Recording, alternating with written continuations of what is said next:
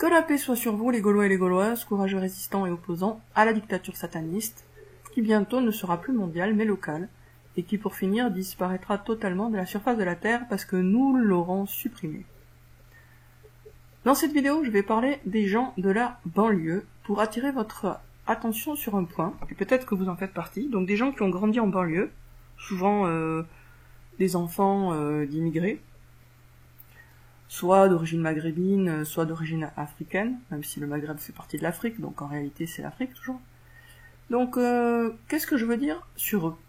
Je veux dire que dans la mesure où ils ont grandi dans un milieu où la police était sincèrement détestée, où les hommes, pour la plupart, se livraient à des activités illégales, eh bien, grâce à ça, ils ont une avance sur les bons Français qui ont toujours respecté la loi. Ils ont une avance par rapport à ce qu'ils peuvent faire et ce qu'ils pourront faire contre la dictature sataniste.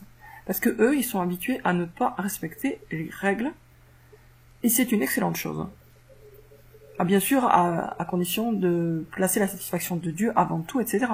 Mais pour quelqu'un qui réussit à placer la satisfaction de Dieu avant tout, avoir un passé transgressif vis-à-vis de la loi, des autorités, de la police, etc., c'est excellent.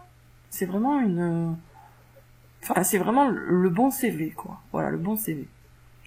Bon, bien sûr, il faut pas que des gens comme ça. Il faut des profils très variés. Toute personne qui se sent motivée de toute façon a son rôle à jouer. Mais d'après moi, c'est clair que les gens qui ont grandi en banlieue ont vraiment une espèce d'avantage objectif sur ceux qui n'ont pas grandi en banlieue. Par rapport à ça, par rapport à cette situation actuelle, où nous sommes dans une dictature. Parce que eux, ils n'ont pas besoin d'avoir de surmonter 3000 états d'âme dès qu'ils désobéissent à la loi. Pour eux, c'est relativement naturel et relativement normal. En tout cas, de ne pas avoir peur de la police, de ne pas les aimer. Déjà, c'est beaucoup. Bon, c'est pas forcément qu'ils ont transgressé activement, mais au moins, ils n'ont pas la crainte de la police. Et ça, c'est merveilleux. Franchement, c'est merveilleux, merveilleux. Après, bien sûr, il y en a plein qui transgressent, mais avec zéro but, zéro ambition, à part des ambitions strictement personnelles, totalement débiles, du genre avoir des habits de marque. Mais même dans cela, il peut y en avoir qui se réveillent. C'est pas interdit de l'espérer. Et qui donc auront du coup ce bagage très intéressant. Parce qu'il y a des bagages de toutes sortes. Moi j'ai un bagage universitaire. Et il y en a d'autres qui ont des bagages de transgression vis-à-vis de la loi. Et les deux peuvent être extrêmement utiles. De toute façon, comme je disais, à partir du moment où on se sent motivé, on a un rôle à jouer. Et donc notre bagage, notre histoire personnelle est utile. Voilà, donc félicitations aux gens de banlieue pour leur absence de peur face aux forces de police.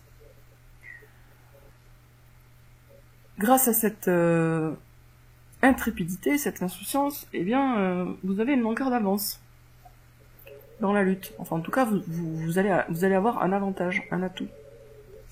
C'est pour ça que ça me fait un peu rire, doucement rire, quand je vois par exemple des chiites qui expliquent qu'ils savent qu'il m'a dit, qu'ils l'ont fait vivre dans un environnement protégé dès son enfance, un petit cocon de douceur ou de foi ou de je sais pas quoi.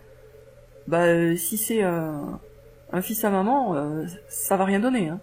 Donc ou un fils à papa, quoi.